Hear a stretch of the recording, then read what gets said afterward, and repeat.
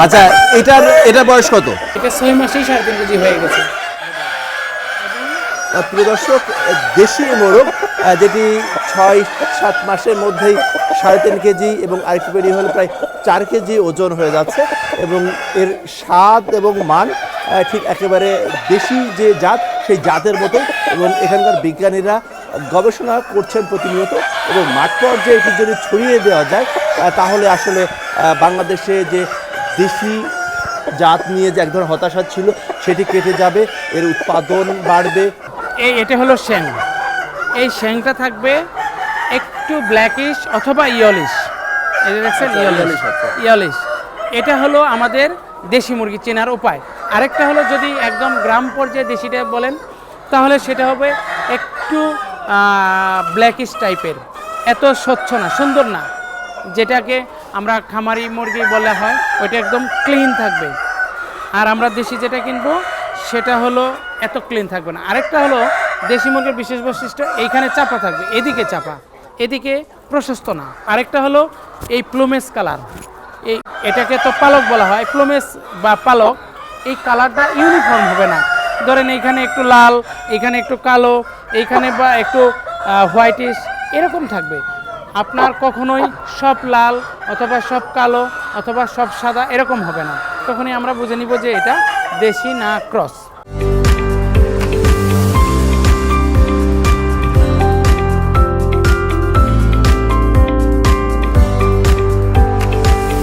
সৌজন্যে আকিজ ফিড। প্রিয় দর্শক, আমরা যেন অনেকটা হতাশায় পড়ছিলাম, কারণ আমাদের দেশীয় প্রজাতির হাঁস মুরগি, গরু, ছাগল প্রতিযোগিতায় টিকতে না পেরে অনেকটা হারিয়ে যাচ্ছিল। কিন্তু না, আমাদের বিজ্ঞানীরা এই নিয়ে প্রতিনিয়ত গবেষণা করছেন এবং তারা দেখছেন যে দেশীয় প্রজাতির এইসব হাঁস মুরগি অবশ্যই লাভজনক করা সম্ভব। আমরা এসেছি বাংলাদেশ প্রাণী সম্পদ গবেষণা ইনস্টিটিউটের পোলট্রি উৎপাদন গবেষণা বিভাগে। এখানকার বিজ্ঞানীরা দেশীয় প্রজাতির মুরগি গবেষণা করে দেখেছেন এটি মাংস উৎপাদনের ক্ষেত্রেও যেমন লাভজনক, তেমনি বিদেশি মুরগির মতোই বছর জুড়েই প্রায় ডিম দেয় এবং এর স্বাদ মান দেশি যে প্রজাতি সেটির মতোই। এর গবেষণা এবং বাস্তব ক্ষেত্রে মাঠ পর্যায়ে কী অবস্থা, এসব নিয়েই আমাদের আজকের কৃষি প্রযুক্তি অনুষ্ঠান। আর সঙ্গে আছি আমি মনির ইসলাম মিন্টু।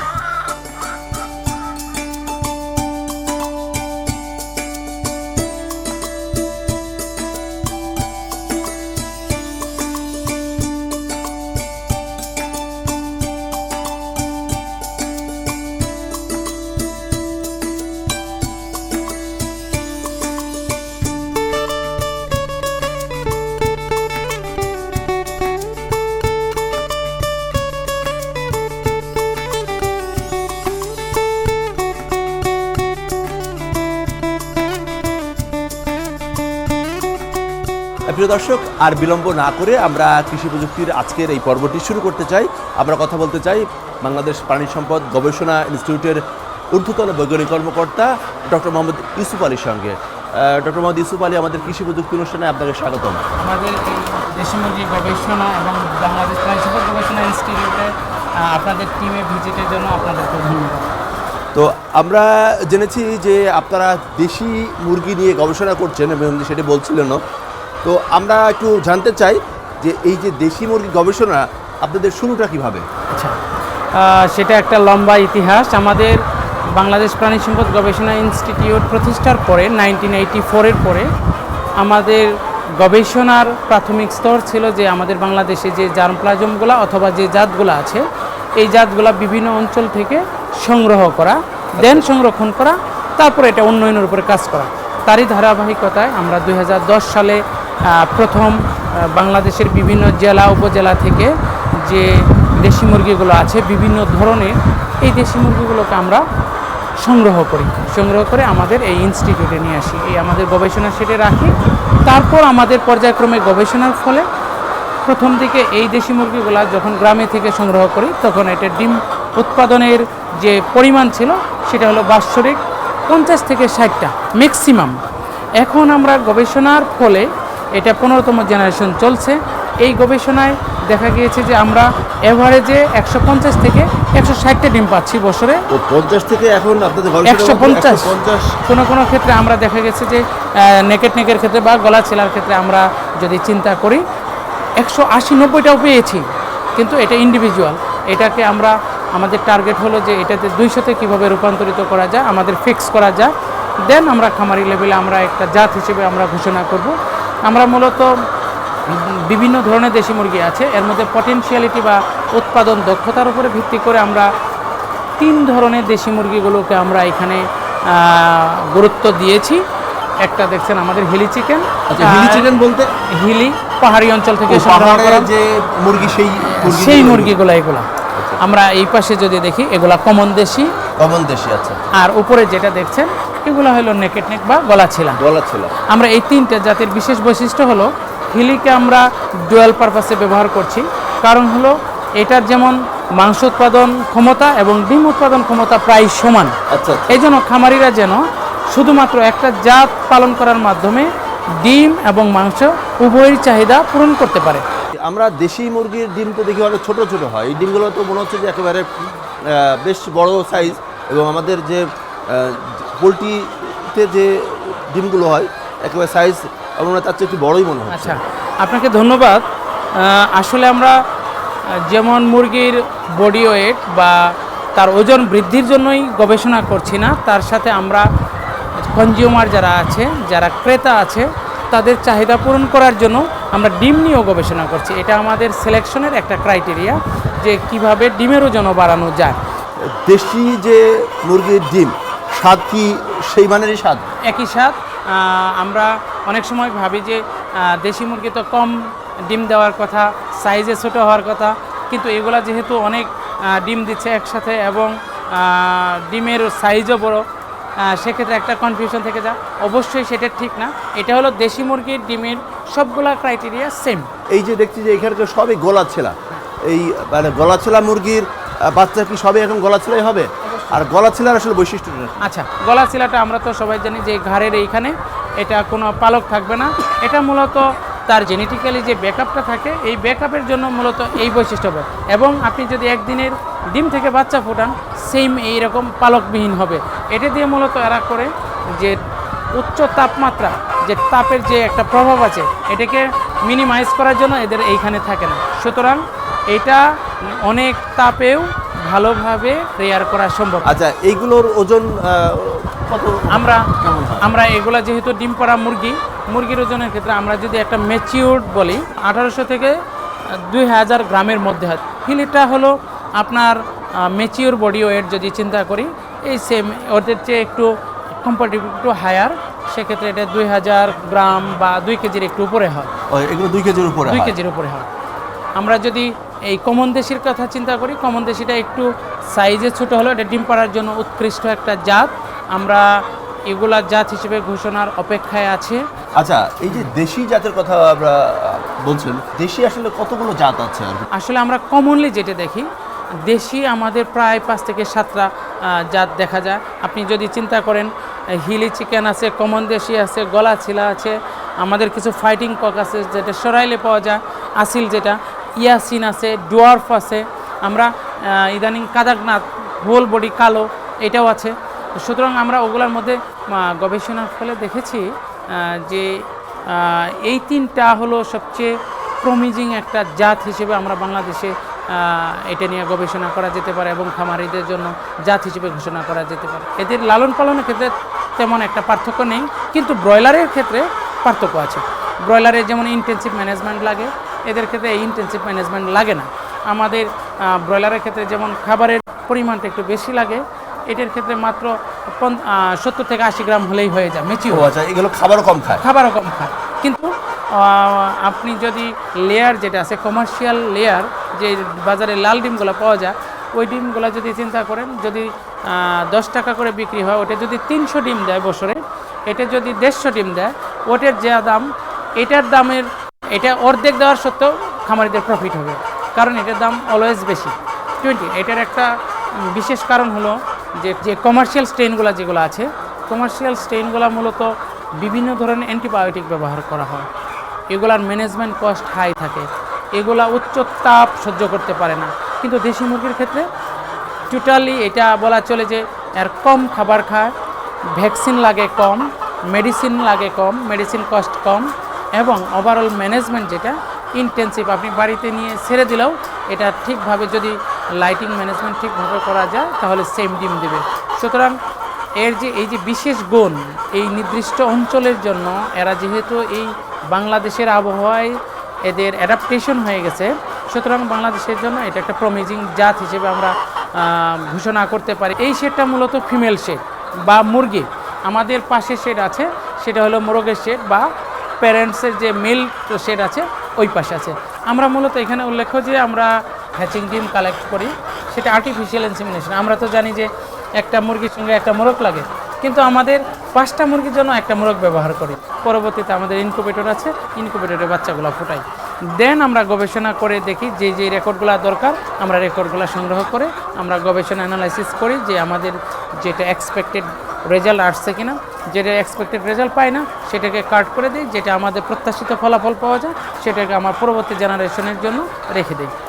আচ্ছা, চলেন দেখে আসি। প্রিয় দর্শক, অনুষ্ঠানে এ পর্যায়ে নিচ্ছি ছোট্ট একটা বিরতির পর দেশি জাতের মুরগির গবেষণা এবং এর মাঠ পর্যায়ে এর বাস্তব অবস্থা নিয়ে ফিরছি একটু পরেই। আমাদের সঙ্গে থাকুন।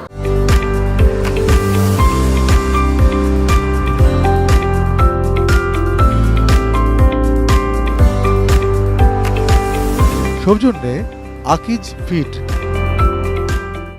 প্রিয় দর্শক, বিরতির পর আবারও ফিরে এলাম কৃষি প্রযুক্তি অনুষ্ঠানে। এতক্ষণ আমাদের সঙ্গে থাকার জন্য ধন্যবাদ। চলুন দেখে আসি অনুষ্ঠানের বাকি অংশ।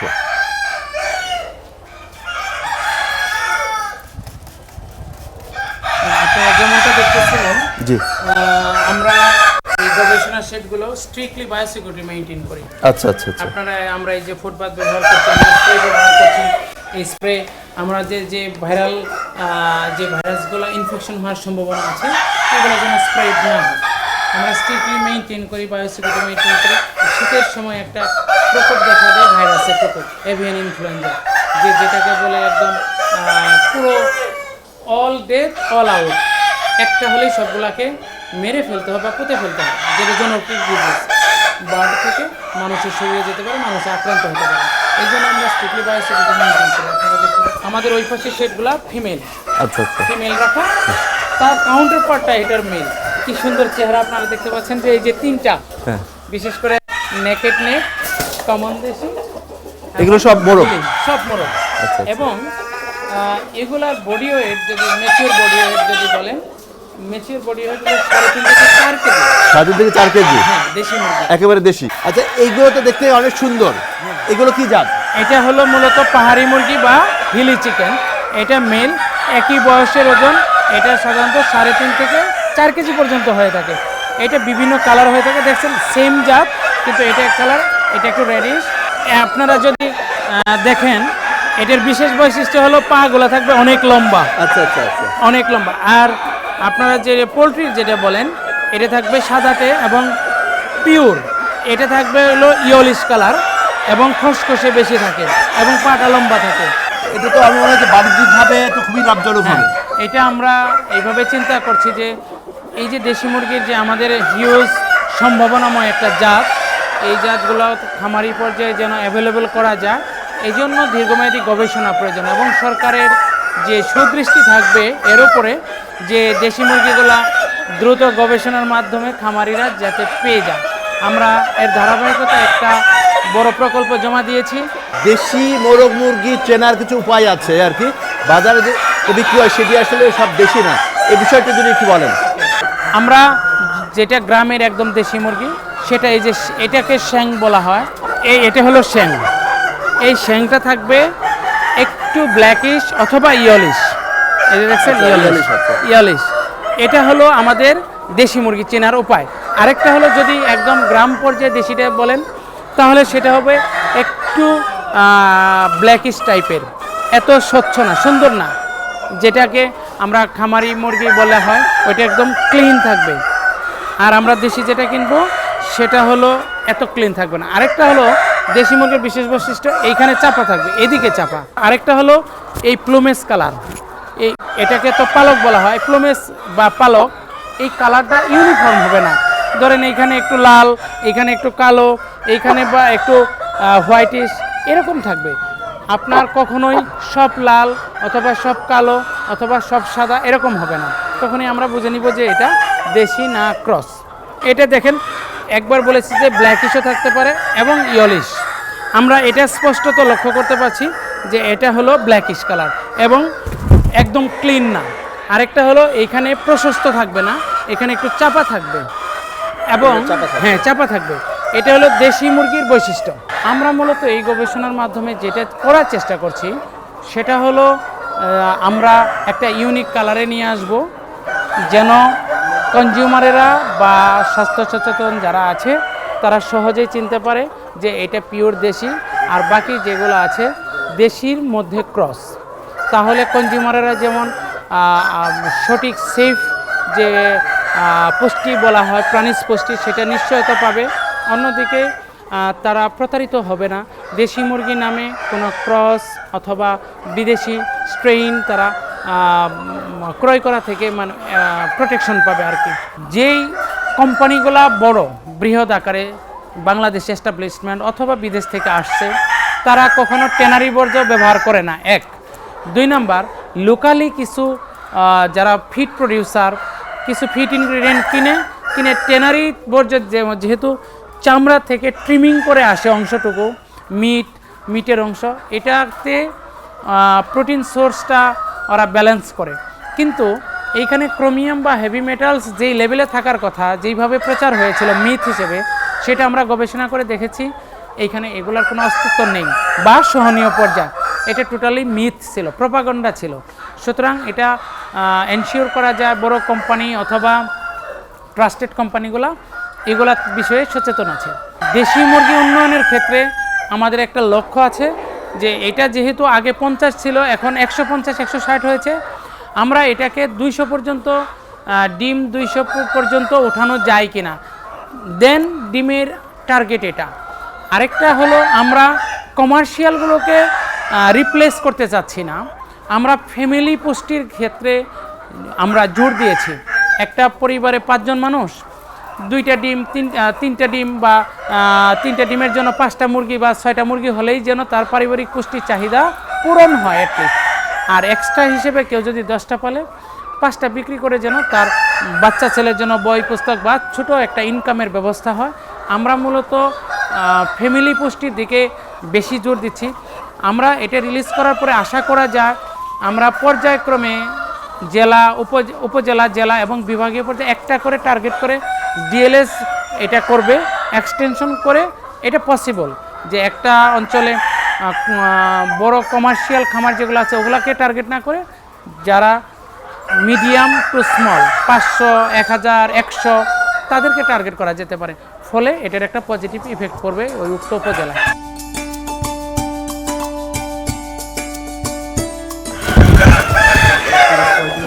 আচ্ছা, এটা বয়স কত? এটা 6 মাসেই 3.5 কেজি হয়ে গেছে।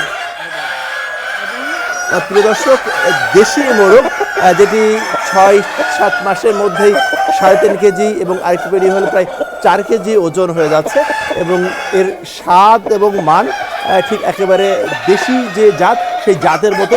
এবং এখানকার বিজ্ঞানীরা গবেষণা করছেন প্রতিনিয়ত এবং মাঠ পর্যায়ে এটি যদি ছড়িয়ে দেওয়া যায় তাহলে আসলে বাংলাদেশে যে দেশি জাত নিয়ে যে এক ধরনের হতাশা ছিল সেটি কেটে যাবে, এর উৎপাদন বাড়বে এবং বিশেষ করে মাংস এবং ডিমের উৎপাদন বাড়বে এবং বিদেশি যে জাতের সেটি আসলে হয়তো ভবিষ্যতে প্রয়োজন হবে না যদি মাঠ পর্যায়ে বিজ্ঞানীরা এটা ছড়িয়ে দিতে পারে। প্রিয় দর্শক, শেষ করছি আমাদের আজকের কৃষি প্রযুক্তি অনুষ্ঠান। আগামী সপ্তাহে দেখা হবে ঠিক একই সময়ে। সবাই ভালো থাকুন, সুস্থ থাকুন আর এটি নিউজের সঙ্গেই থাকুন।